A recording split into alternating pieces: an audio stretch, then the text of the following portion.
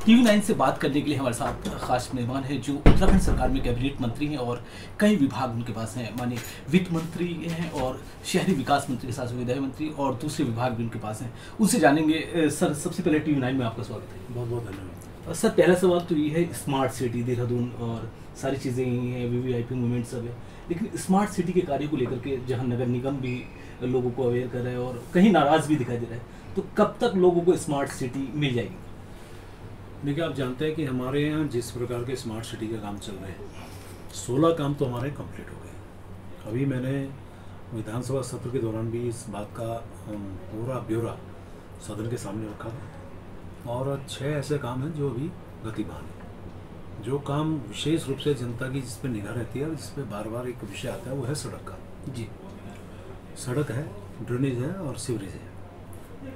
मैं ये बात भी कह सकता हूँ कि हमें 1 साल का एक्सटेंशन केंद्र सरकार के द्वारा मिला है, लेकिन इस नाते तो हमें जून 24 तक उसे कंप्लीट करना चाहिए। लेकिन हम कुछ काम तो ऐसे हैं कि जो हम बहुत जल्द यानी आने वाले टाइम पे उसको हम पूरा करेंगे। सड़कों की जहाँ तक बात है, उसको भी हम तेज़ी से करने का प्रयास कर रहे हैं, क्योंकि आप जानते हैं जिस प्रकार से पानी बरस रहा है यानी वर्षा हो रही है, व्यवधान आया है।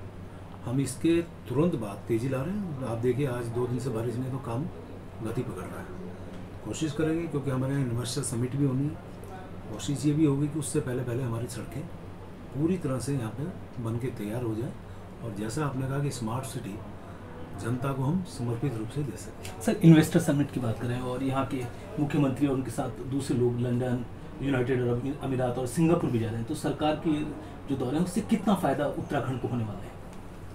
देखिए, आप ये जानिए कि इन्वेस्टर्स कहाँ इन्वेस्टमेंट करेगा, जहाँ उनको शांतिपूर्ण वातावरण मिलेगा, बिजली, पानी, सड़क की व्यवस्था मिलेगी, इंफ्रास्ट्रक्चर ठीक ठाक होगा और कानून व्यवस्था बहुत अच्छी होगी।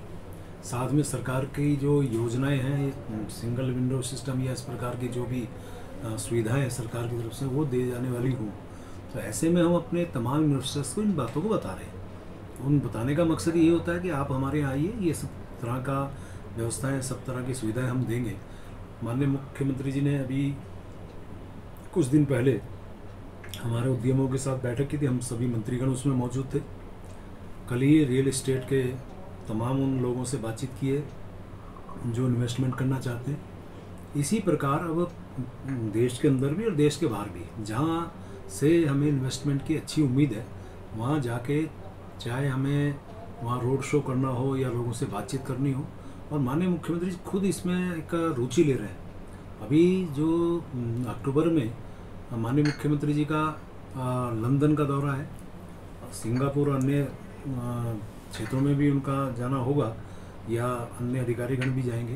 तो ये सबका मकसद एक ही है कि हमारे यहाँ जो इन्वेस्टमेंट है, जिसके नाते हमारे यहाँ जनता को सुविधाएं मिले, जनता को रोज़गार मिले, यहाँ के हमारे राजस्व की वृद्धि हो और आने वाले टाइम पे एक डेवलप्ड उत्तराखंड के रूप में हम लोग सामने आए, उस लेके हम लोग ये कार्यक्रम कर रहे हैं और उम्मीद कर रहे हैं कि हम लोग अच्छी स्थिति में होंगे जब ये इन्वेस्टर समिट हमारी होगी और बहुत से लोग, बहुत से ऐसे इन्वेस्टर्स जब यहाँ आएंगे तो आने वाले टाइम पे अच्छा रिजल्ट जब मिलेगा तो उम्मीद कर रहे हैं उसका लाभ हमारे यहाँ के लोगों को, यहाँ की जनता को मिलेगा। सर, विशेष सत्र संसद का बुलाया जा रहा है 18 सितंबर से।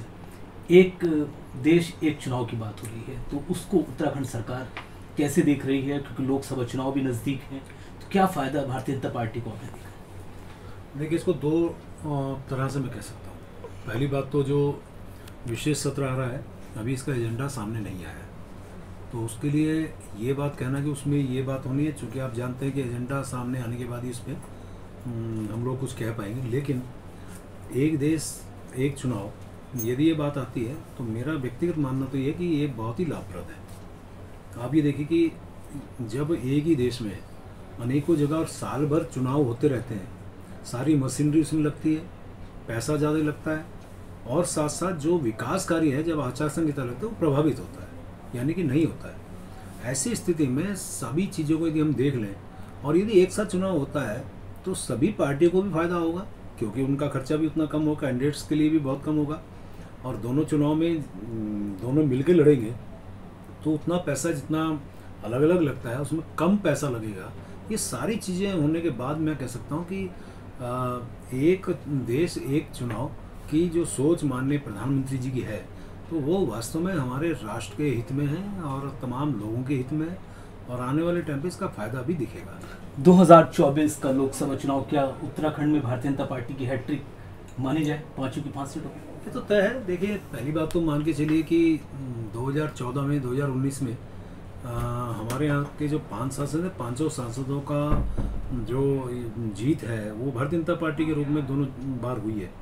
और इस बार भी आप ये देखिए कि जहाँ हमारे माननीय प्रधानमंत्री जी गरीब लोगों के लिए, आम जनता के लिए, और हमारे यदि उत्तराखंड की आपने बात की है तो उत्तराखंड के लिए इतनी सौगात दी है।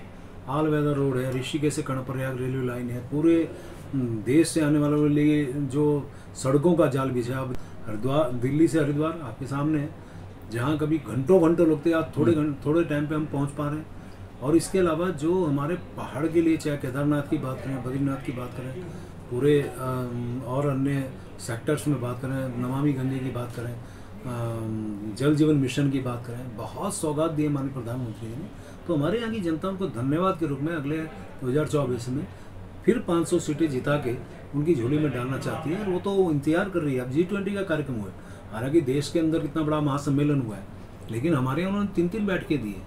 यानी हर तरह से उनका झुकाव, उनका लगाव हमारे उत्तराखंड से है। तो हमारे उत्तराखंड वासी भी उनके लिए इस तरह से 500 सीटें उनकी झोली में देंगे, ताकि 2024 में फिर वो एक बहुत बड़े मार्जिन के साथ, बहुत बड़ी सीटों के साथ फिर देश के वो प्रधानमंत्री बने, और देश का नाम जिस प्रकार से आज विश्व के अंदर उन्होंने पहुंचाया है, और फिर से विश्व गुरु की तरफ हम बढ़े, ये हम कामना भी करते हैं। सर, क्योंकि आपके पास बहुत अहम जिम्मेदारी स्टेट में है, शहरी विकास मंत्री भी आप हैं, देहरादून की अगर बात करें तो बहुत मामले अवैध अतिक्रमण को लेकर के आते हैं। MDDA में लोगों की नाराजगी नजर आती है कि कुछ जगह अवैध निर्माण हो रहे हैं, लेकिन MDDA अनदेखी करता है, उस पर क्या कहना है सर? नहीं, ऐसा नहीं है।